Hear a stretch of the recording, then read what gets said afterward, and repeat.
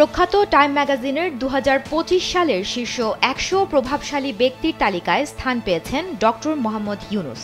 শুধু তাই নয়, এই তালিকার নেতা ক্যাটাগরিতে ৬ নম্বরে স্থান পেয়েছেন তিনি। ৮৪ বছর বয়সী এই নোবেলজয়ী সামাজিক উদ্যোক্তা গত গ্রীষ্মে বাংলাদেশের অন্তর্বর্তীকালীন সরকারের নেতৃত্ব দেওয়ার জন্য শপথ নিয়েছেন।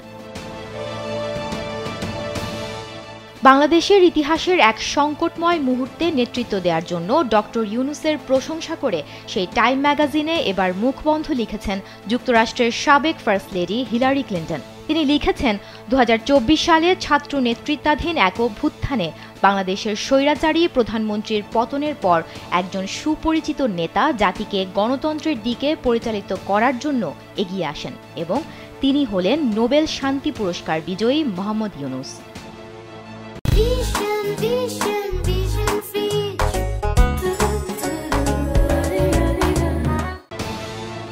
সাবেক এই মার্কিন ফার্স্ট লেডি বলেন, ক্ষুদ্র ঋণের মাধ্যমে সবচেয়ে প্রান্তিক জনগোষ্ঠীকে ক্ষমতায়নের লক্ষ্যে কয়েক দশক আগে ডক্টর ইউনুস বাংলাদেশে গ্রামীণ ব্যাংক প্রতিষ্ঠা করেছিলেন। এর ফলে লাখ লাখ মানুষ, যাদের মধ্যে ৯৭% নারী, ব্যবসা গড়ে তুলতে, পরিবারকে টিকিয়ে রাখতে এবং আত্মমর্যাদা পুনরুদ্ধার করতে সক্ষম হয়েছেন।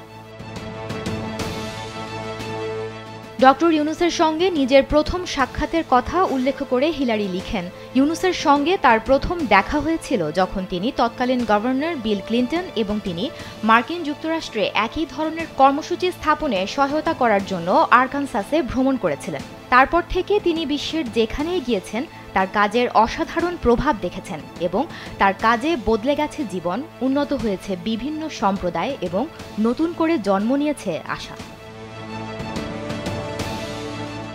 এখন ইউনুস আবারও তার দেশের আহ্বানে সাড়া দিয়েছেন। তিনি বাংলাদেশকে নিপীড়নের ছায়া থেকে বের করে আনছেন, সেই সঙ্গে মানবাধিকার পুনরুত্থান করছেন, জবাবদিহি দাবি করছেন এবং একটি ন্যায়সঙ্গত ও মুক্ত সমাজের ভিত্তি স্থাপন করছেন।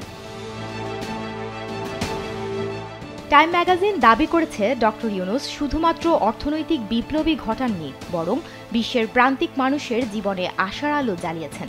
এখন তিনি আবার নিজ দেশে গণতান্ত্রিক উত্তরণে গুরুত্বপূর্ণ ভূমিকা রাখছেন।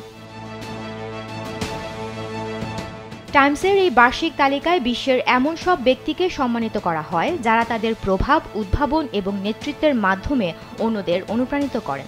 এ তালিকায় শুরুর দিকে আছেন যুক্তরাষ্ট্রের প্রেসিডেন্ট ডোনাল্ড ট্রাম্প, যুক্তরাজ্যের প্রধানমন্ত্রী কিয়ার স্টারমার, মেক্সিকোর প্রেসিডেন্ট ক্লাউডিয়া শিনবাউম ও বিশ্বের সর্বোচ্চ ধনী ব্যক্তি ইলন মাস্ক। সুমনা মুস্তফা, কালবেলা।